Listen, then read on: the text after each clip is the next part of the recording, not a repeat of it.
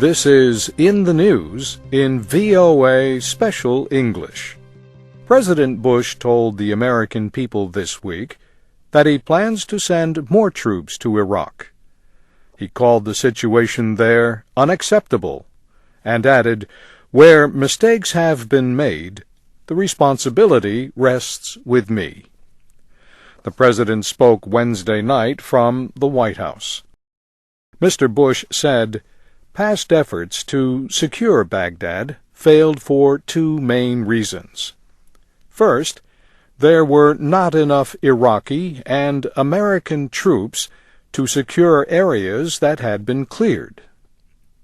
Secondly, he said there were too many restrictions on American forces.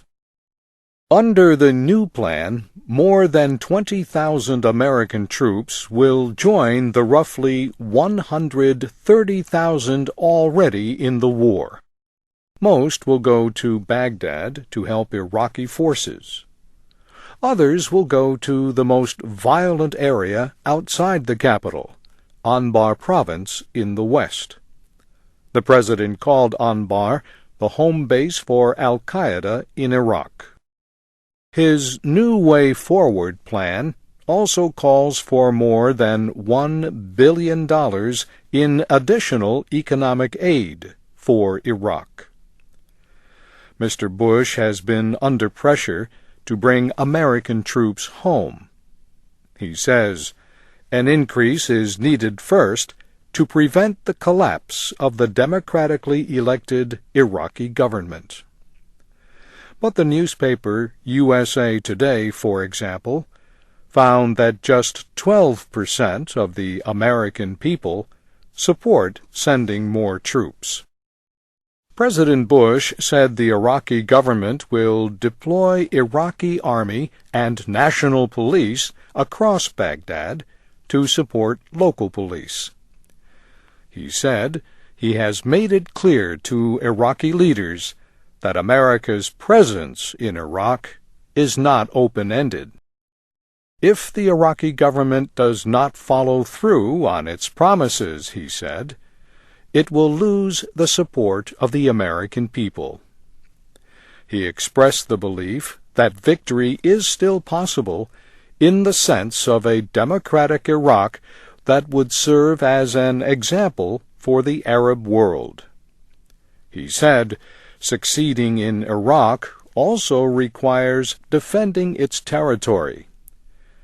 He said the United States will target what he called the flow of support from Iran and Syria for attacks on American forces.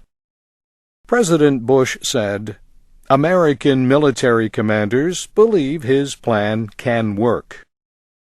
But Senator Dick Durbin, in the Democratic answer to the speech, said the president is ignoring the advice of most of his top generals.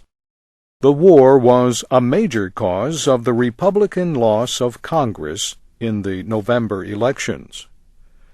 The new Democratic leaders in Congress condemned the troop increase even before Mr. Bush presented it. They are planning advisory votes in both houses to urge the president not to send more troops. But many Democrats say that is not enough.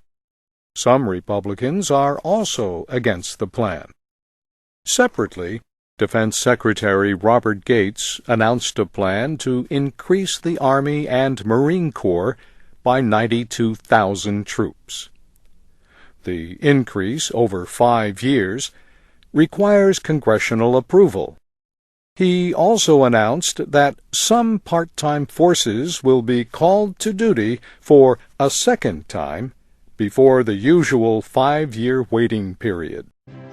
In the News, in VOA Special English, was written by Brianna Blake.